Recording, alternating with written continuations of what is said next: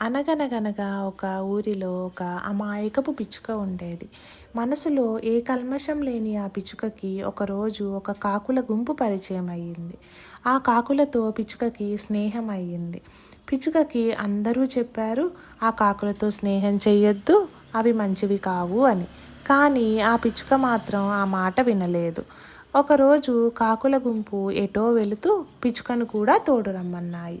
అమాయకపు పిచ్చుక ఎక్కడికి, ఎందుకు అని అడగకుండా ఆ కాకులను గుడ్డిగా నమ్మి వాటితో వెళ్ళింది. కాకులు ఒక పొలానికి వెళ్ళి అక్కడ మొక్కలన్నిటినీ ధ్వంసం చేయసాగాయి. పిచ్చుక నిస్సహాయంగా ఏం చెయ్యాలో తెలియక అటూ ఇటూ గెంతుతూ ఉంది. ఇంతలో ఆ పొలం రైతులు పరిగెత్తుకుంటూ వచ్చి ఒక పెద్ద కర్రతో ఆ కాకులను కొట్టడం మొదలుపెట్టారు. కాకుల గుంపుకు ఇది అలవాటే కాబట్టి అవి తుర్రున ఎగిరిపోయాయి. పిచ్చుక మాత్రం రైతులకు దొరికిపోయింది. బాబోయ్ బాబోయ్, నా తప్పేమీ లేదు, నేను అమాయకురాలిని, నేనేమీ చెయ్యలేదు, నన్ను వదిలేయండి అని ప్రాధేయపడింది పిచ్చుక. కానీ పంట నాశనం అయిన రైతులు మాత్రం కోపం మీద ఉన్నారు.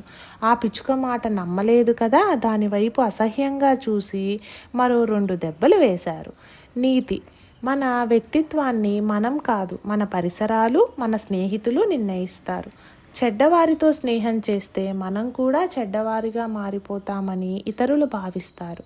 అందుకే మంచివారికి మనం తోడుగా ఉండాలి.